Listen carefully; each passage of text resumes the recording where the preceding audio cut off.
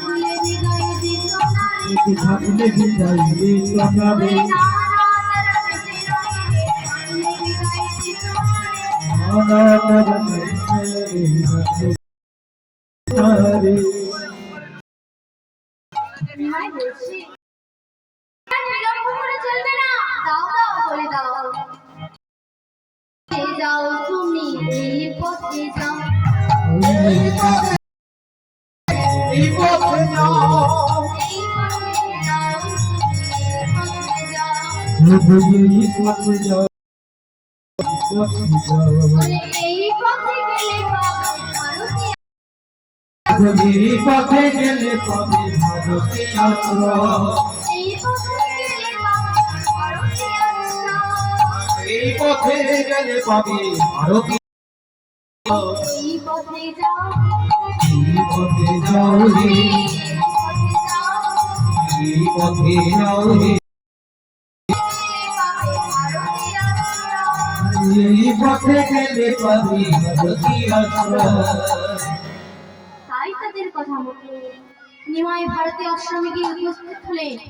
আশ্রমে গিয়ে ডাকছেন, গুরুদেব গুরুদেব আমি এসেছি, গুরুদেব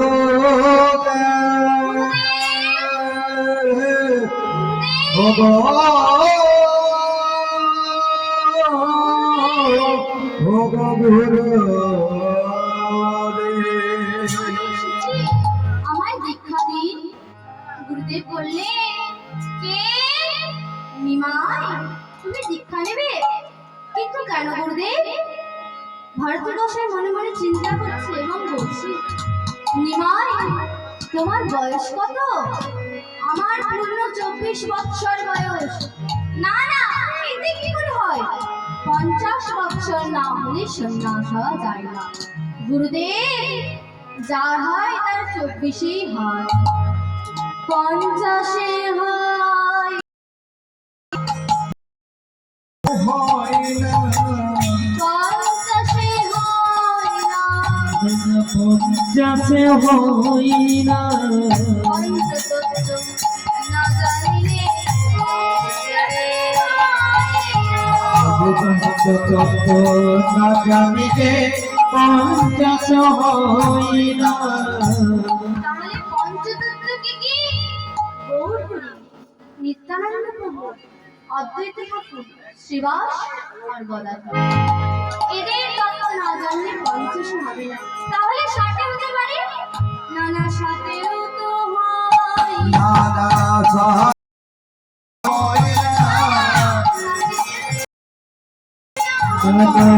সাথে তো হই না,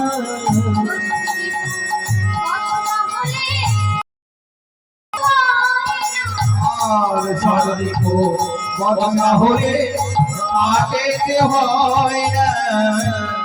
তাহলে ষড়ঋতু কি? কাম, ক্রোধ, লোভ, মোহ, মদ, মাৎসর্য, এই শাস্ত্রের বসা। তাহলে কি 70 হতে পারে? না না, 70 হয় না, আর সহস্র হয় না, 70 হয় না, আর সহস্র হয় না। সপ্তম রাত না জানি আর সকল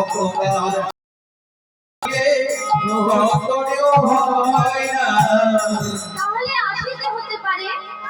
না না, 80-তে হয় না, আসিবে হয় না, 80-তে হয় না, আর আসিবে হয় না, তো শান্তির ঘরে লইয়া বলি, 80-তে হয় না। আর অষ্টজনী ভাবনা হলে আসিবে হয় না। তাহলে কি 90 হতে পারে?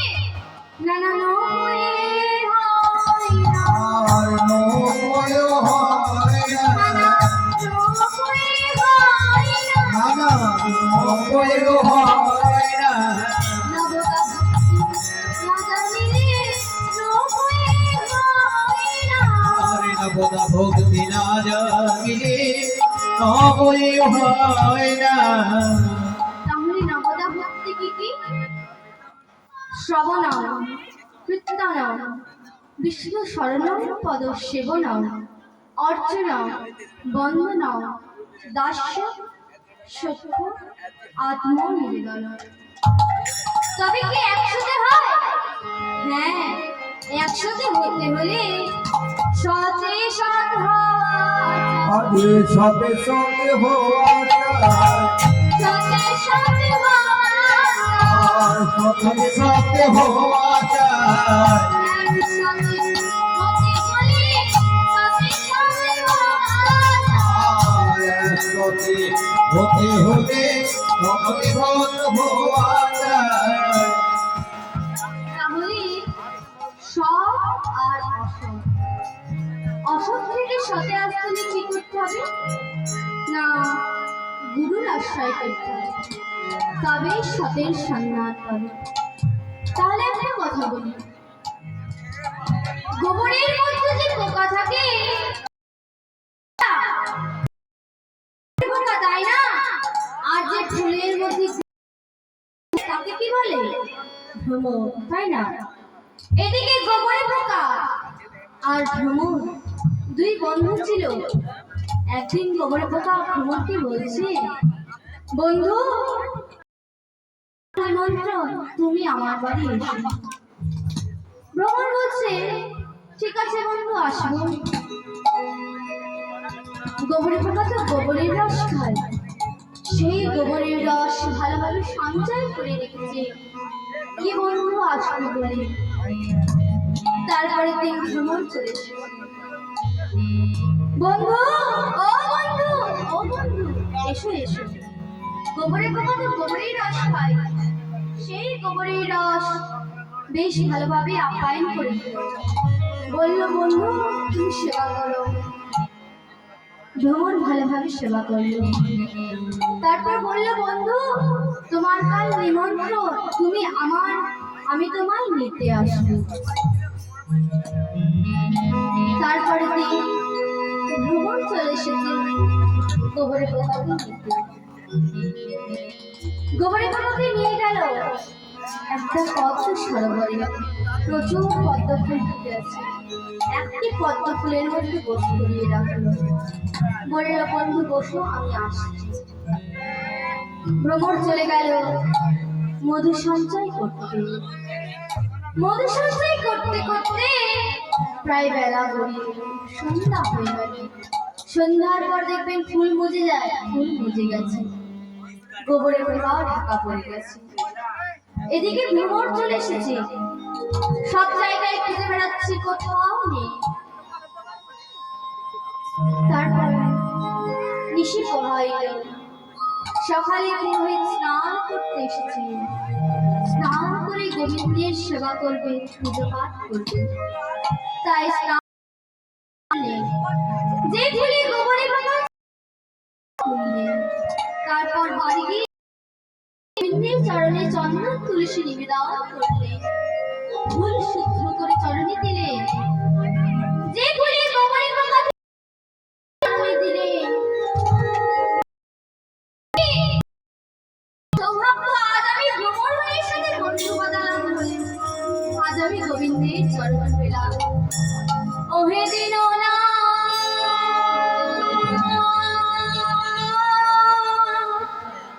দিন বন্ধু,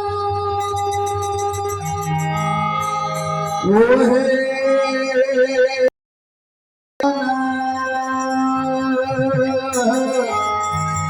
ওহে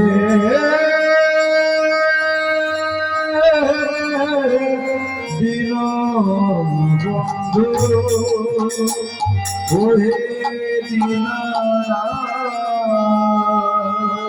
আমার চরণ ছাড়া করুণা চরণ ছাড়া করুণা হে,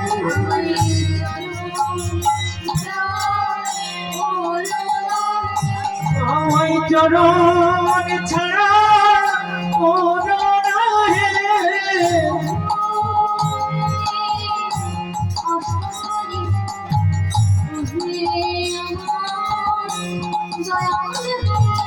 আবার বহুদিনে আদরি ওহে